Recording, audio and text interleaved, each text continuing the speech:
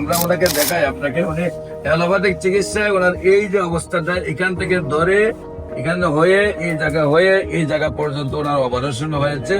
এই জায়গা নিয়ে সে পছন্দ ছিল যে আজকে এমন একজন ভাইয়ের সাথে আপনাদেরকে পরিচয় করে দিচ্ছে যিনি মরণবিধি ক্যান্সার, এমনকি সবচেয়ে কঠিন ক্যান্সার যেটা ব্লাড ক্যান্সার, সেটা থেকে উনি মুক্তি লাভ করেছেন। অনেক টেস্ট করাইছে, ধরা খায় না। পরে বায়োপসি করানোর পরে ধরা খাইছে যে ক্যান্সার। এমনকি আপনি সম্পূর্ণ সুস্থ, আল্লাহর রহমতে উনি সম্পূর্ণ সুস্থ। আমি শারীরিকভাবে অনেকটাই সুস্থ বোধ করতেছি। এখন ক্যান্সার আমি মুক্ত। আপনি রিপোর্ট করছেন পরে সম্পূর্ণ ক্যান্সার মুক্ত আছেন। তো হ্যাঁ, আপনি কি এখন খুব সুস্থ মনে করেন আপনাকে? হ্যাঁ, সুস্থ। আচ্ছা, আপনার নাম কি? রেখা দেবনাথ। রেখা দেবনাথ। আপনাদের গ্রাম কোনটা? বেতিকুলা। পোস্ট অফিস বাজিয়া, থানা কেশবপুর, জেলা যশোর। আসার পরে কয় মাস চিকিৎসা হলো? 4 মাস চিকিৎসা। এখন রোগীর কি অবস্থা? এখন অবস্থা খাতি পাচ্ছ না, খাতে ভর্তি তাজা খুবই বাড়িয়েছে। এখন কি আপনি সম্পূর্ণ সুস্থ? আল্লাহর রহমতে উনি সম্পূর্ণ সুস্থ রয়েছেন, নিজেকে দাবি করতেছেন। যে আজকে এমন একজন ভাইয়ের সাথে আপনাদেরকে পরিচয় করে দিচ্ছে যিনি মরণবিধি ক্যান্সার, এমনকি সবচেয়ে কঠিন ক্যান্সার যেটা ব্লাড ক্যান্সার, সেটা থেকে উনি মুক্তি লাভ করেছেন। আপনার নাম? আমার নাম মোহাম্মদ হোসাইন। মোহাম্মদ হুসাইন হলো আপনার নাম না? আপনার পিতার নাম? মুজিবুর রহমান ব্যাপারী। মোহাম্মদ মুজিবুর রহমান ব্যাপারী। আপনার মায়ের নাম? ফুতেজা বেগম। ফুতেজা বেগম। গ্রাম হলো কোথায় বললে? গ্রাম দক্ষিণ দশানি। গ্রাম হলো দক্ষিণ দশানি। দশানি। পোস্ট অফিস দশানি বাজার। দশানি বাজার, থানা মতলব, জেলা হলো চাঁদপুর। কনফার্ম হওয়ার জন্য তারা বিসিএল এবিএল টেস্ট করার জন্য বলে। এটা আমি ওখানে করি টেস্ট, তখন তারা দেখলো যে আমার শরীরে এটা জীবাণুর উপস্থিতি আছে।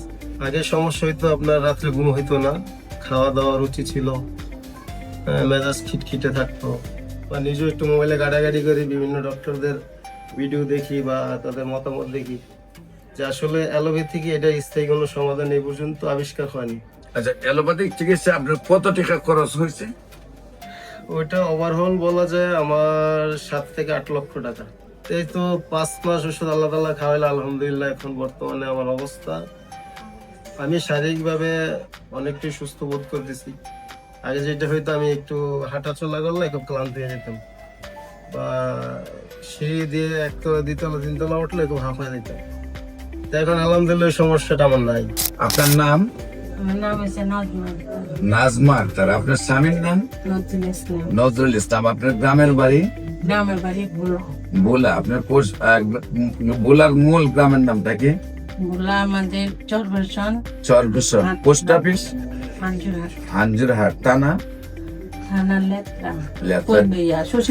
শশীভূষণ। জেলা হলো বোলা। টেস্ট করার জন্য গেছি, তখন বেস্টের ডাক্তারও দেখাইলাম। পরে বলছে যে আপনার বেস্টের সমস্যা আছে, ইমিউনিটি আল্ট্রাসাউন্ড করে। অনেক টেস্ট করাইছে, ধরা খায় না। পরে বায়োপসি করানোর পরে ধরা খাইছে যে ক্যান্সার। তখন উনি আমাকে এখানে ঠিকানা দিছে। তারপরে আমি আইসা আপনার থেকে ওষুধ নিয়ে খেলাম। এই 2 বছর হয়েছে, আমি এখন ভালো ইনশাল্লাহ। চিকিৎসা কতদিন করা হয়েছে আমার এখানে? আপনার এখানে আমি 6 মাস রেগুলারে ওষুধ নিয়ে খাইলাম। তারপরে মাঝে মাঝে একটু সমস্যা হলে আইসা দেখাই ওষুধ নিতাম। এখন ক্যান্সার আমি মুক্ত। আপনি রিপোর্ট করছেন পরে সম্পূর্ণ ক্যান্সার মুক্ত আছেন।